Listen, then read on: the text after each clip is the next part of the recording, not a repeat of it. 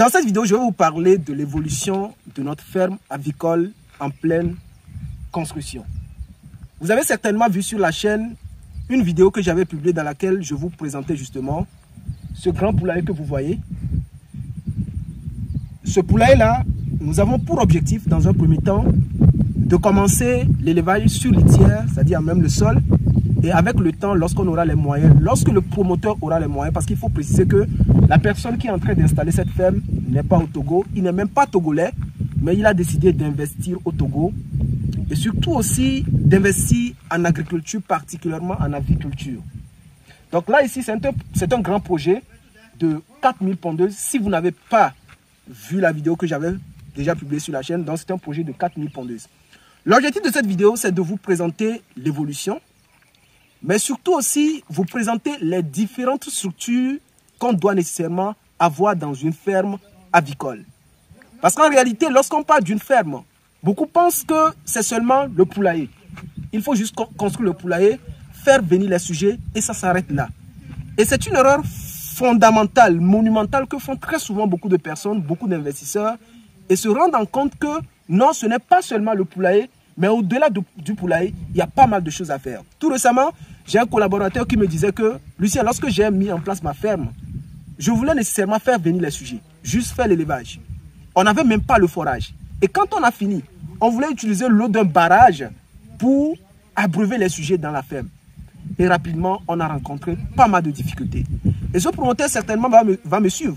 La ferme a été abandonnée. Pourquoi? Tout simplement parce qu'il y avait une mauvaise gestion. Et je pense que le problème part de là même. Il n'y avait pas de l'eau. Ils utilisaient l'eau de barrage. Donc bref, dans cette vidéo, je vais vous présenter les différentes structures que vous devez avoir dans votre ferme, mais aussi vous parler de l'évolution de ce projet en cours.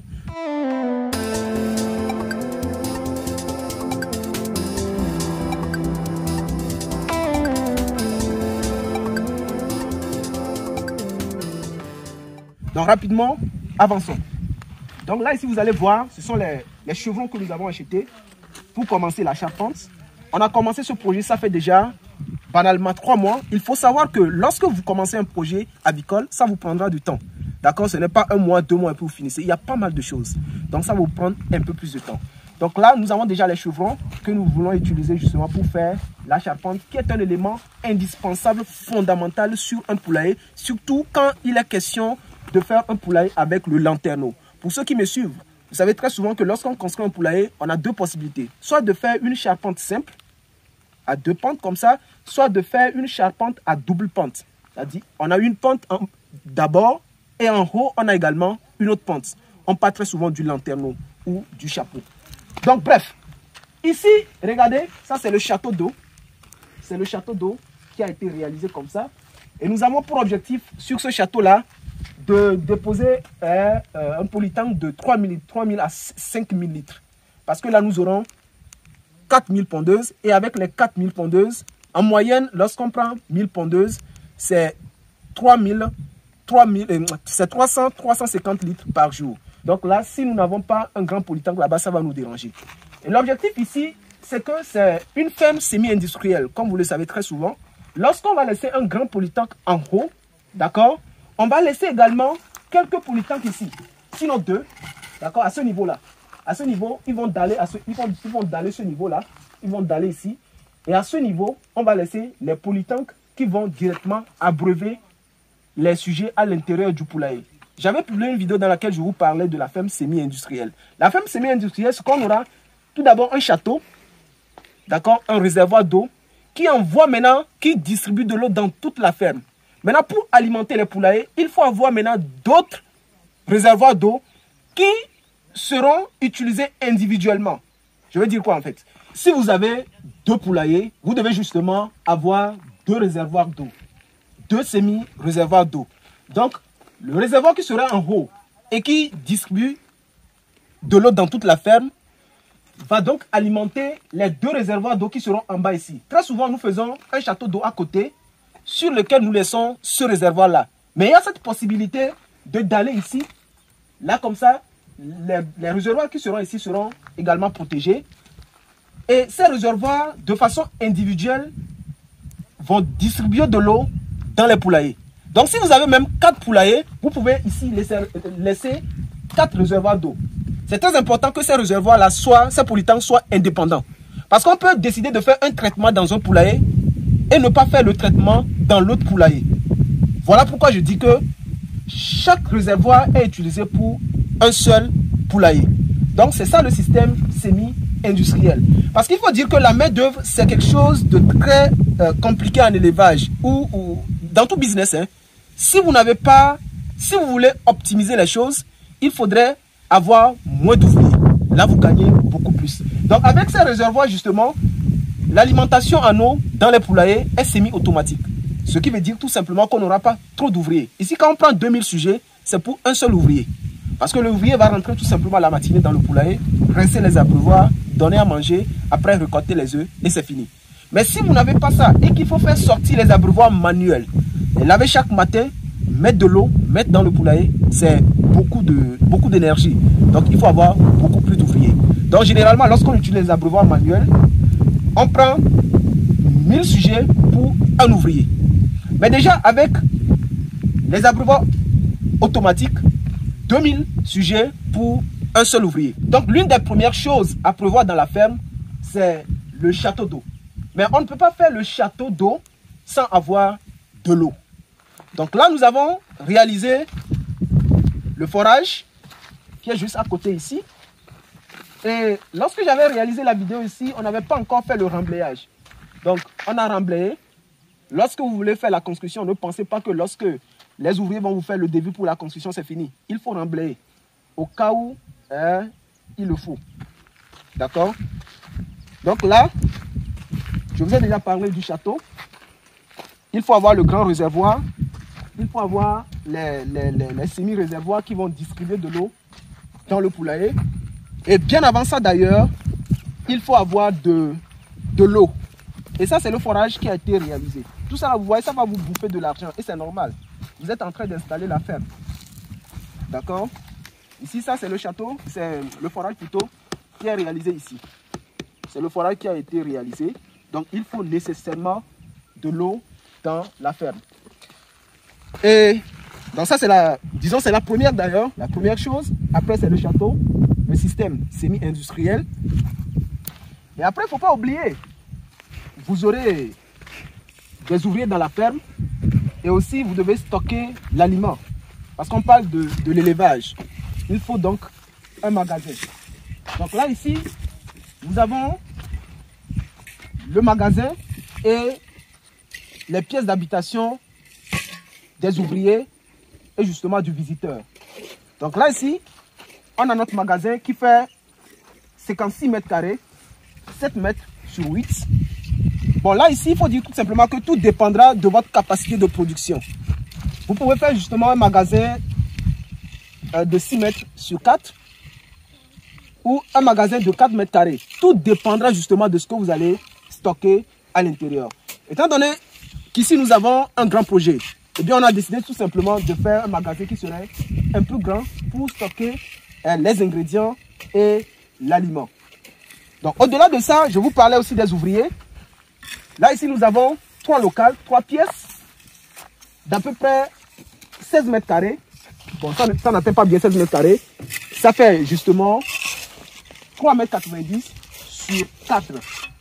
D'accord? Vous pouvez faire 4 mètres carrés. Et donc, devant, nous avons des terrasses. D'accord? Les ouvriers peuvent décider de préparer tout ça là. Donc, on n'a pas prévu, il n'y a pas de cuisine et autres. On laisse ça. Donc là, ici, c'est la pièce du visiteur. S'il y a un visiteur dans la ferme, c'est ici qu'il va rester. Donc, il faut aussi prévoir ça si c'est une grande ferme. Vous n'êtes pas toujours obligé de le faire. Pour un début, vous n'aurez besoin qu'un magasin et une pièce, si c'est un petit projet. D'accord? Vous n'allez pas vous déranger de mettre en place la pièce du visiteur. Pas du tout. Donc là, c'est un peu ça. Ce sont les ouvriers là qui sont en train de travailler. Donc, voilà un peu ce que vous devez savoir sur les différentes structures que vous devez justement avoir dans une ferme. Donc, ce n'est pas seulement le poulailler. Pas du tout. Quand vous allez finir de construire le poulailler, il faut l'eau, il faut le magasin, il faut le château d'eau, il faut la pièce d'habitation du fermier Et c'est tout ça là qui fait une ferme avicole. Et je tiens à préciser que, je l'ai d'ailleurs déjà dit, le monsieur qui fait ce projet n'est pas togolais. Donc si vous voulez entreprendre, nous voulons bâtir l'Afrique, vous n'êtes pas obligé nécessairement d'entreprendre dans votre pays d'origine. Non, pas du tout. Un Togolais aussi peut aller entreprendre en Côte d'Ivoire, tout comme un Camerounais peut aller en Côte d'Ivoire. Un Ivoirien peut aller au Cameroun. Donc c'est comme ça que nous allons bâtir l'Afrique. Et il est là, il voit comment les activités se passent.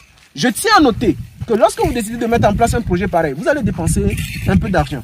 D'accord? La phase la plus importante lors de l'installation d'un projet agropastoral, c'est quand vous décidez de mettre en place les différentes structures. Ça va vous coûter. Ça va vous coûter. Donc, je n'ai pas parlé du poulailler parce que j'en parle très souvent. Donc, tu peux leur montrer tout le poulailler. Donc, regardez le poulailler, c'est 2 poulaillers collés. Hein. Ça peut vous inspirer. Ça, ce sont des poulaillers avec le lanterneau. Étant donné que nous voulons faire les pondeuses, donc ce sont les poulaillers avec le lanterneau. Donc, si vous voulez lancer un projet pareil, nous pouvons vous accompagner, nous pouvons vous aider. Mais de quelle manière? On a décidé tout simplement d'aider les personnes qui ne sont pas au Togo. Parce que vous, certainement, si vous me suivez, vous n'êtes pas certainement au Togo.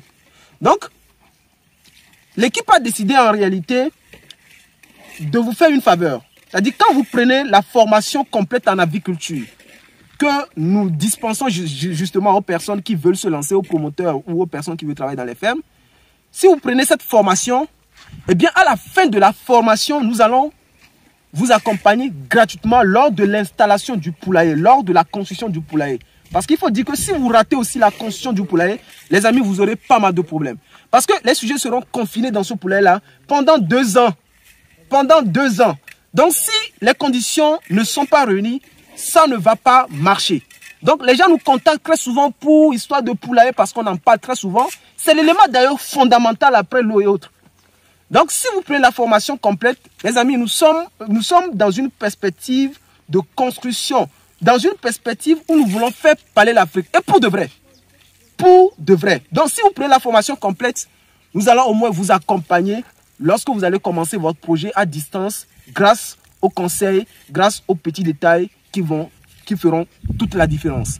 Donc, voilà comment on a décidé de vous aider. On ne peut pas vous montrer ça et vous laisser seul de faire l'aventure. Nous allons aussi vous aider le mieux qu'on pourra. Et pour vous aider, on ne peut pas se déplacer à tout moment, partout. Si vous n'êtes pas au Togo et qu'on ne peut pas visiter votre ferme, vous aider, vous donner un coup de main, nous pouvons quand même vous conseiller à distance. Mais la base aussi, c'est la formation. Beaucoup de personnes n'ont pas réussi en aviculture tout simplement parce que la base a été ratée. Avant d'avoir quelque chose, il faut d'abord maîtriser la chose. Il faut avoir le métier sous la main. Et pour avoir ce projet déjà réussi sous la main, il faut se former. Et ça, je le dis toujours, parce que c'est la base. Donc, voici comment nous pouvons vous aider à distance. Mais si vous avez un projet en présentiel, ça, c'est différent. Si nous devons venir sur le site, vous aider, parce qu'on ne peut pas aussi vous laisser, ça, c'est différent. Mais si vous voulez être accompagné à distance, gratuitement, vous prenez la formation et à la fin, nous allons vous accompagner. Si vous avez besoin d'un autre service, d'accord, vous voulez construire une maison, nous sommes là. On peut aussi vous aider de la manière la plus transparente possible. C'est Lucien, sur la chaîne, on parle du business, on parle du développement de l'Afrique, on met l'accent sur l'agriculture pour la simple raison que nous devons faire parler l'Afrique. Et ça, pour de vrai. Alors, dites-moi ce que vous en pensez dans les commentaires et je vous dis à très bientôt dans une prochaine vidéo. Ciao.